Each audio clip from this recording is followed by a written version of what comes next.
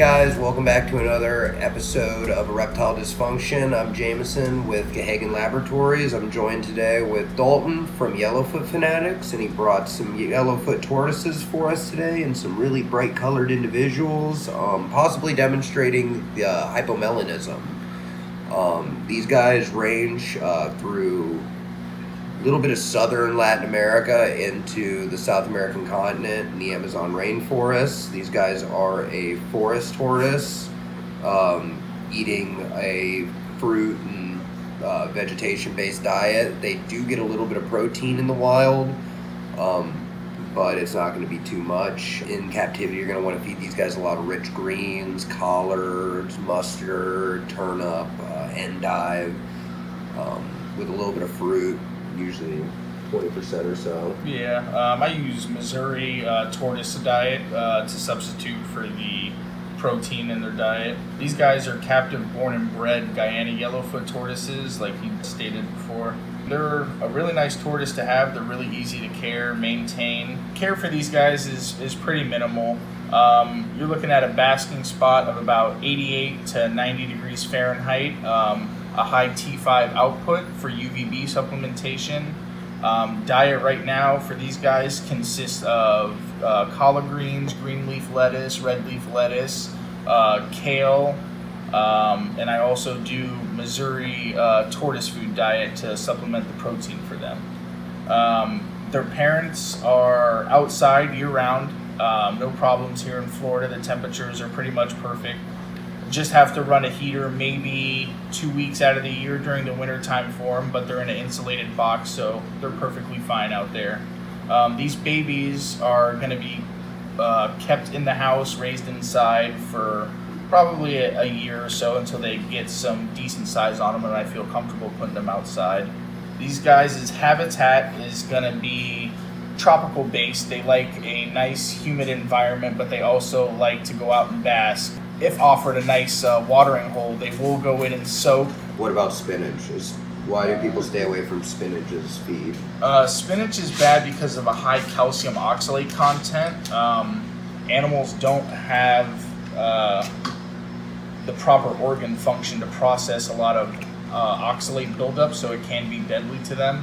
I do use calcium D3 to supplement with these guys as well. It's very important at a young age to stimulate good shell growth and everything like that, and density.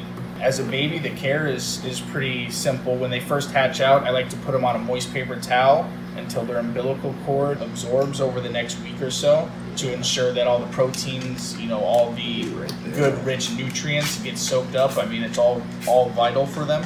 And then after that, I like to switch them to a coconut husk base bedding with a nice little hide, sphagnum moss, and they seem to like it really well. He still have their egg tooth. Yeah. That's cool. You can still see the egg tooth on him. At the tip of his nose, that little point. That's what he used to pierce out of his egg. And these guys are actually not like your standard reptile egg. They actually have a very hard calcified egg, almost similar to that of a bird. They actually have to like break out. Yeah, so they actually have to like crack out of the shell. They also have a lot of little spikes on their shell as opposed to when they're older, deterrent from predators. Yeah, as babies they're very susceptible to predators. Yeah, that is amazing. They still have their egg tooth. And how old are these babies? The one that you're holding right now, I believe, was born September, and then this one was born in August. And they actually were temperature sexed. I do have a few different incubators to put different clutches of eggs in. This one on the left-hand side here was temperature sexed for male, and the one inside the container was temperature sexed for female. The way I do that, for males, I incubate about 81 to 83 degrees, and for females, I do about 85 degrees.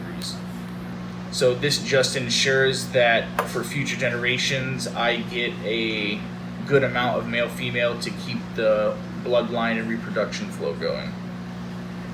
Not a lot of people are actually working with this species in captivity.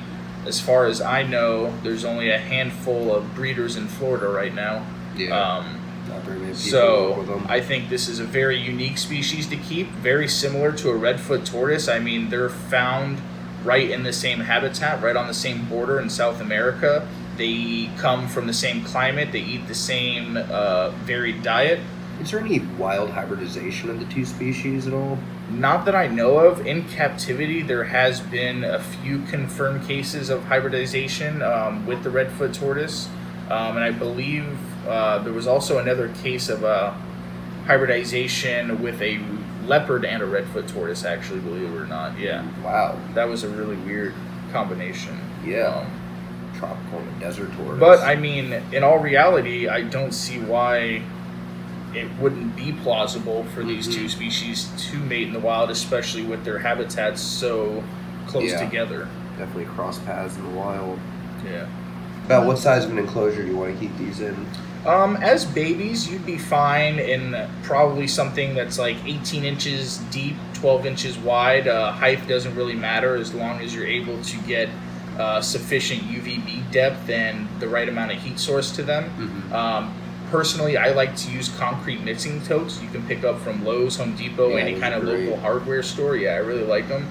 I keep them on a simple rolling rack system with 3 or 4 tubs, and it works fine for me. As adults, I keep a breeding quad in about a 16 by 16 pin outside year round. Nice. And it's just made out of corrugated aluminum and posts and stuff like that. The adults were actually imported to me probably about 3 years ago, and I haven't noticed any problems with them digging out, trying to escape the pen in that way. They are very explorative. They will test the barriers around it if they can push through it, but I haven't noticed any actual burrowing or digging in this species yet. Well, that's good. So as far as outdoor caging, you just want something secure. Yeah, something secure and, maybe a foot or two high, and also something that they cannot see out of. Yeah. That is actually pretty vital because a lot of people don't know that if a tortoise or something like that can see through, they'll spend all day trying to get out. They don't understand the concept of something being see-through or transparent in that aspect. Yeah, so they just ram it until they get through. Yeah, or go crazy. Like Jameson said earlier, though, also, something really cool here that we produced at Yellowfoot Fanatics, I believe it to be one of the first in the world, is a hypomelanistic Yellowfoot tortoise. And what hypomelanism is a lack of black pigmentation compared to wild type variants. So, I mean, really what leads me to believe this is these were produced, same dad, different moms, and as I stated earlier, they were wild caught, so the genetics are not totally known. But compared to ones that hatched out just a month before, the coloration is very different here. Yeah, strikingly different. Yeah. So, I mean, as you can see, this one has a lot of dark pigmentation with patterning, as to where this is a lot lighter colored with a lot of reduced patterning in it. So this is what leads me to believe that this is the first produced hypomelanistic Yellowfoot tortoise in the United States, if not the world. Which is something that we will be looking forward to in the future, to proving out and seeing if those genetics are true. Yeah, trying to breed it back and see if it replicates, prove it's a gene. That is amazing, though. Yeah, it's a very pretty tortoise. It really is. Look at just the belly. Actually, David from Tiki's Geckos took a few pictures of this at the Tampa Repticon when we were there. Yeah, it was on his story. I remember that. Yeah, he thought it was a very unique and pretty tortoise. Very nice animal. Alrighty, guys, that about wraps up today's episode. Thank you again, Dalton, for being with us today. Yeah, no problem. Thank you for having me on your show. I really enjoyed it. Well, guys, subscribe, like below. If you got any comments, leave them. But until next time.